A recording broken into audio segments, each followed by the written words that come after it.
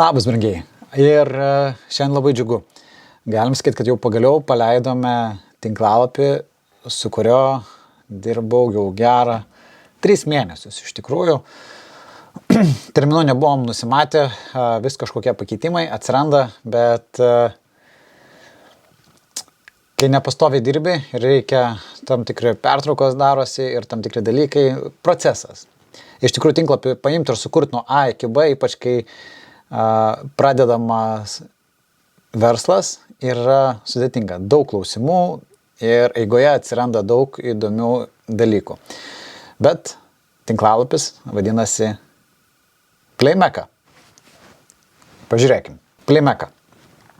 Žaidimų svetainė. Kai čia buvau prieš tai, smagu, kai tenka prisidėti prie įvairių dalykų. Ir trumpai apie patį svetainę. Tai iš tikrai labai paprastai, aiškiai. Labai džiaugiuosi pačių klientų, su kurio dirbau. Labai aiškiai žinau, ko nori, kokio struktūro, domėjosi, kaip kur kas atrodo, kokie išdėstymai turi būti. Jisai konsultavosi dar iš šalies su keliais žmonėmis, tai nemažai dalykų man techniškai reikėjo padaryti. Kas buvo labai svarbu, kad padariau video apmokymus, kaip reikia kelti produktus, kaip juos reikia susidėti, tvarkyti. Tai pats klientas susidėjo ir tų dabar tokių produktų, tai tikrai čia yra visai nemažai. Galim ir, kadangi esu atsidaręs, galima truputėlį pasižiūrėti. Buvo išsirinkta, pats klientas netgi atsiuntė template'ą, kokį norėjo, naudojom Woodmart, kur tikrai labai funkcionali tema yra. Dar per tą laikotarpį susidūriau su dar keletą projektų, kuriuose irgi naudojo tą patį template'ą, tai ten vieną reikia vertimų sutvarkyti. Bet tikrai labai lanksti, patogi, gražus išdėstamas, leidžiantis labai funkcionaliai valdyti. Tai ne tik, kad tu įsidedi, bet turi gerą funkcionuojančią temą. Produktų 343 žaidimai, įsivaizduojat kiek. Tai vien žaidimų tų produktų sukėlimui, aš dabar galvoju, kiek čia laiko, nes vieno tokio žaidimo įkėlimas, kas čia gaunasi apie 15 minučių, 20 susidėti, tai galim pasiskaičiuoti labai greitai, kas čia gausis, skaičiuotuvas. 343 x, sakykime, 15 minučių per žaidimą, padalinam iš 60, 85 valandas. Tai todėl ilgai ir užtruko pats procesas, 3 mėnesiai viso šito dalyko. Kodėl žinau, kada? Kadangi naudojau laiko apskaitos sistemą, tai matau, kad mes kas čia. Taip, birželis, rugpjūtis, rugsėjis. Tai va, neplaukite, Liepa, rugpjūtis, tai 2 mėnesiai. Jau 3 mėnesiai, pradėjom 7 dieną. Ir matosi, kokią savaitės dienomis ten daugiausiai laiko praleidau. Vėlgi, apie laiko apskaitos sistemą, kurią naudoju, nėra, kad ten sugalvojau kiek valandų. Šiaip viso pirmo pats asmeniškai praleidau 25 valandas prie pačio tinklapio.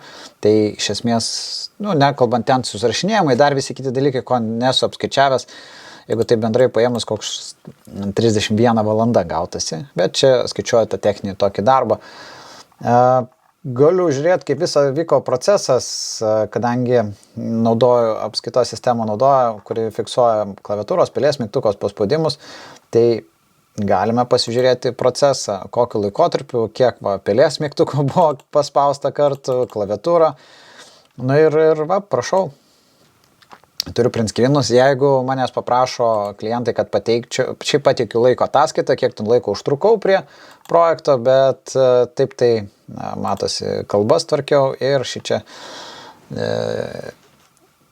kliento pastabas atsiunčia PDF-ų, kas kur kaip, tai labai patogus buvo tarpusavio bendravimas, tai norėčiau, kad visi taip būtų, bet būna kaip būna. Tai tiek laiko yra sugaišta. Jeigu pinigais kiek kainavo tokią svetainę paleisti, tai čia irgi buvo prieš tai, kas tenais yra, palyginus taip. Pradžiai gal klientų biudžetas buvo 600 eurų, bet irgi, kodėl valandinis, nes už 600 eurų fiziškai nebūtume padarę šito kartu, nes laikas, kiek visko prie ko buvo sugaišta, plus neaiškos kategorijos, dar tokie dalykai, nedarėm ko nereikia ir prieš tam tikrus darbus visą laiką pasitardavom, ar reikia, nereikia, nes kad nebūtų belė, kad būtų. Ir kas čia gavosi, sakykime, 25 x 35 biudžetas, tokio tinklapio paleidimas, sutvarkymas visas gavosi maždaug apie 875 eurai, apie 900 grubiai, sakykime, dar yra šiandien valandžiukė buvo prisėsta, na tai toks apie 900 eurų, kas liečia tokio puslapio padarymą. Vieni sakytų daug, kiti sakytų mažai, daug visokių nuomonių, bet tai yra tiek laiko, kiek yra buvo praleista.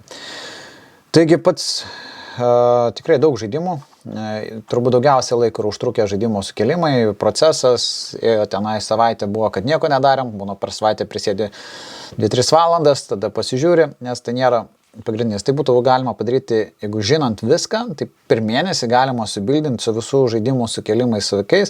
Biudžetas neleido, kad apsimti man tai daryti, organizuoti. Techninį tą patį sunkiausią techninį darbą klientas pasidarė pats, atostogų metu, laisvų laiko, vakarais. Kaip pas mūsų Playmeka atsirado? Facebook'e. Mačiau, susirašėm, susibendravom ir labai buvo smagu. Pati įmonė Playmeka, šitą dalyką, jinai jau prekiavo žaidimais Pigu.lt. Tai irgi turi savo pasitikėjimą, ratą ir sukaupus pakankamai lėšų jau galėjo skirti pačio tinklalapio paleidimui. Tai mūsų toks projektas trumpai. Dar galiu papasakoti, ką mes naudojam prie visų tų žaidimų. Tai Google Sidekitas įdiegtas buvo, kad mes galėtume žiūrėti, analizuoti lankomumo duomenis, Omnisendas, laiškų siuntimo prenumeratos rinkimai. Čia tema mūsų, WooCommerce, naudojam WooCommerce, apleisti krepšeliai, atsiskaitimo, multisiuntos buvo pasirinktos dėl lankstumo išsiuntimo paštamato. Toliau dar keletą tokių dažniausiai perkami kartu, sudėliojami, naudojam mokėjimo sistemą parinkta, įdiegta. Ir šitą, kas irgi nesiniai pradėjau naudoti, Clarify, tai dabar galėsim sekti, matyti lankomumą, analizuoti, ką žmonės spaudžia, ko ne, Loco Translate vertimam, ir dar daug tokią begalę įskiepių, dar galime juos ir parodyti iš tikrųjų, kas buvo naudojama. Irgi automatinis vertimas sudėktas, nes turinio nėra kažko tokio, kad nereikėtų kurti kiekvieno atskiro ir Google'as tame visai neblogai daro, tai stengtas išlaikyti. Ir Word Defense'as įdėktas, bent jau tokia pirminiai minimaliai